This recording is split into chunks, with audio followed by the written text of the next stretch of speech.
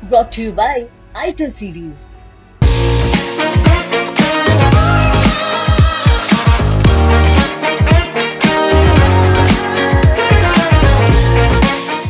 Sir, गृह जनपद में लड़कियों के वो आने जाने की सुविधा वो होगी और समय की भी बचत होगी।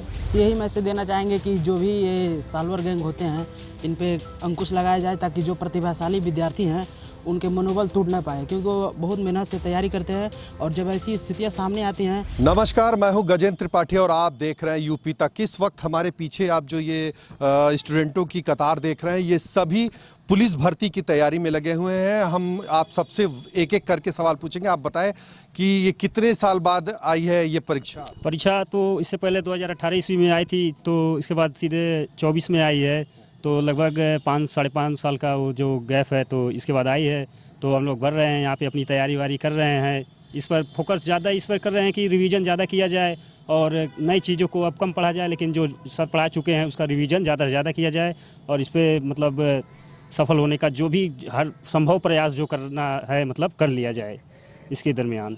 अच्छा, एक चीज़ बताएं कि साल्वर गैंग भी पकड़ा गया था, उस दौरान आप लोग को क्या लग रहा था कि इसका भी कोई इफेक्ट पड़ रहा है? इस पर तो सर सरकार को ज़्यादा से ज़्यादा अंकुश लगाना चाहिए, क्योंकि अब साल्वर गैंग पकड़ा जा रहा है तो इसका मतलब ये है कि सरकार के जो कार्य हैं, जो निर्देश हैं, जो मतलब उनके जो चीज़ पर का मतलब ये है कि साल्वर गैंग ना पकड़ा जाए, क्योंकि जो मान लीजिए प्रतिभाशाली जो विद्यार्थी हैं तो उनके लिए मतलब ये कहीं ना कहीं नुकसान कर रहा है। इसके लिए सरकार को आवश्यक एवं कड़े कदम उठाना चाहिए। अच्छा, आप लोग की तैयारी कब से चल रही है?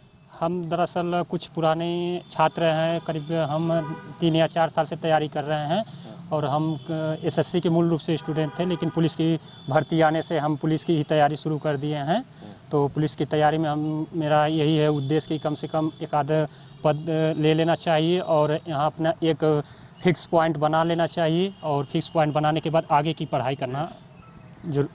पढ़ाई करने के लिए अच्छा रहेगा।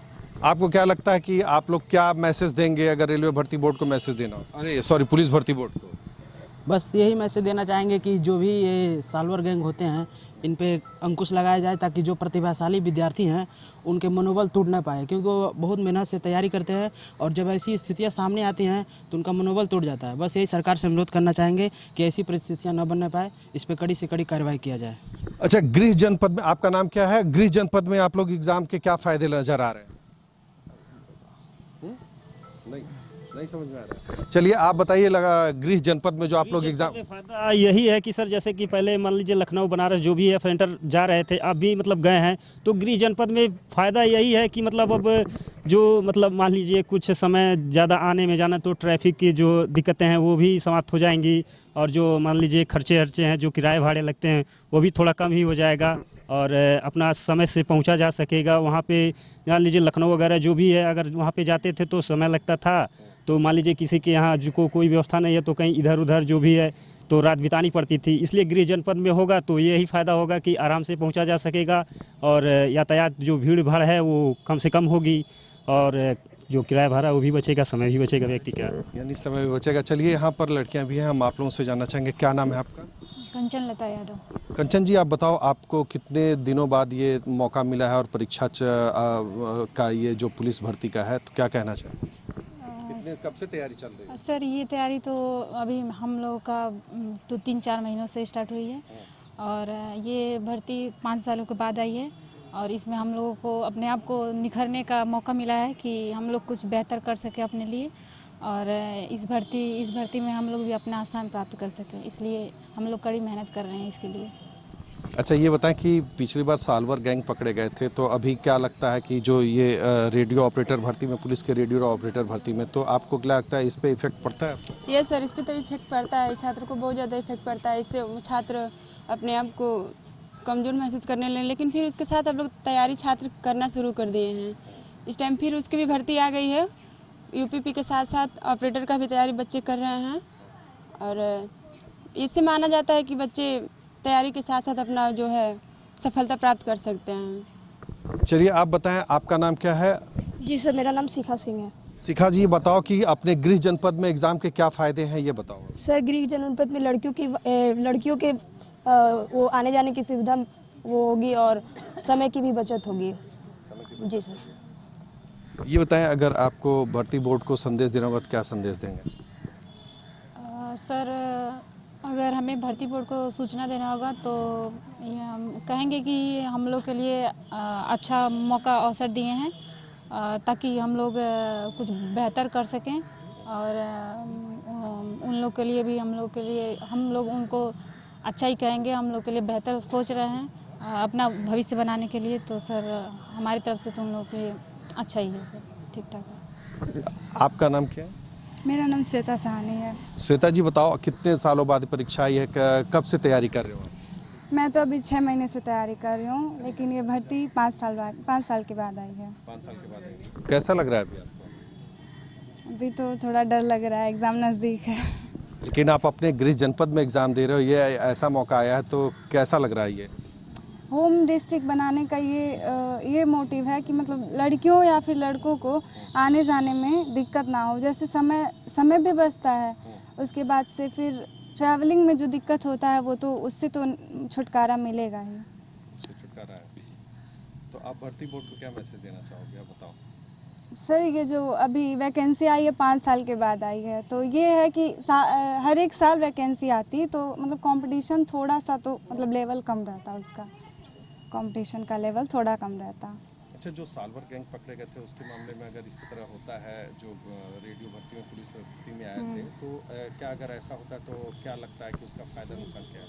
नुकसान तो बहुत होने वाला है, क्योंकि अभी सरकार को किसी तरह से एज रिस्ट्रिक्शन देना पड़ा है। तो अभी अगर इस बार ऐसा होता है तो इतनी बड़ी भर्ती फिर दोबारा तो आने में सरकार को सोचना पड़ेगा देने के लिए। चलिए, आपका नाम क्या है? रिंकू। रिंकू, बताओ आप कब से तैयारी कर रहे हो? 6 मंथ से। 6 मंथ से। Yes sir. क्या लग रहा है कि आपको अपने होम डिस्ट्रिक्ट में एग्ज़ाम देना पड़ रहा है, तो कैसा लग रहा है? क्या सर, फायदे नुकसान क्या है?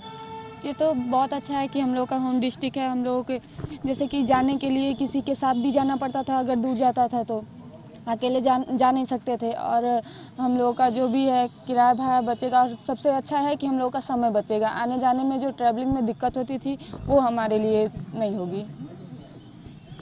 चलिए, तो आपने देखा कि तमाम लोगों की सबकी राय लगभग यही है, लेकिन हमारे साथ तमाम स्टूडेंट भी हैं। एक बार आप लोगों से फिर जानना चाहेंगे। आप अपना नाम बताएं। संतोष कुशवाहा। कुशवाहा जी, आप कब से तैयारी कर रहे हो और कैसा लग रहा है? पिछले 1 साल से तैयारी कर रहे हैं। वो कंपटीशन के बारे में कुछ बताएं तो पिछले मतलब जीडी का एग्ज़ाम दिए थे, इस बार फिर जीडी का एग्ज़ाम भरे हैं, और यूपीपी की तैयारी तो पिछले 1 साल से कर रहे हैं, पर इंतजार इसका पिछले 4 साल से था, और इस बार आया तो बहुत खुशी है और तैयारी भी कर रहे हैं। आपका नाम क्या है? सर, मेरा नाम अभिषेक मौर्य है। अभिषेक जी, बताओ, अपने गृह जनपद में आप एग्ज़ाम दे रहे हो, कैसा क्या लग रहा है? इसका फ़ायदा कि नुकसान क्या है?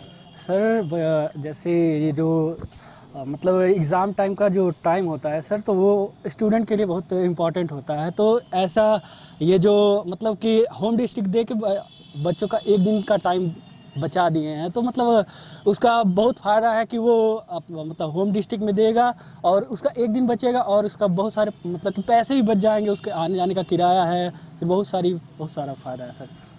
अच्छा, जो सालवर गैंग पकड़े गए थे उसके बारे में क्या कहेंगे कि अगर इसमें जैसे इस भर्ती में अगर ऐसा कुछ होता है तो क्या करेंगे?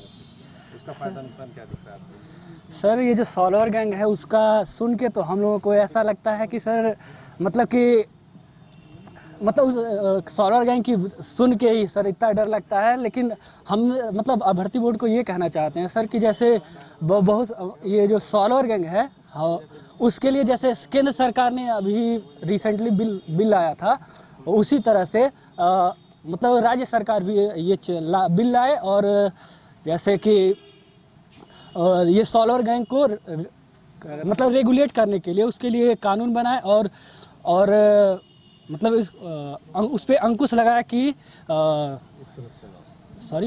मतलब इस तरह से ना हो सर। तो देखा आपने, लगभग सभी किराए अपनी अपनी परीक्षाओं को लेकर के है, लेकिन फ़िलहाल जो भी होगा ये तो आने वाला वक्त बताएगा। लेकिन लोग अपनी तैयारियों में लगे हुए हैं और गृह जनपद का लाभ भी उन्हें मिल रहा है। गजेंद्र त्रिपाठी, यूपी तक।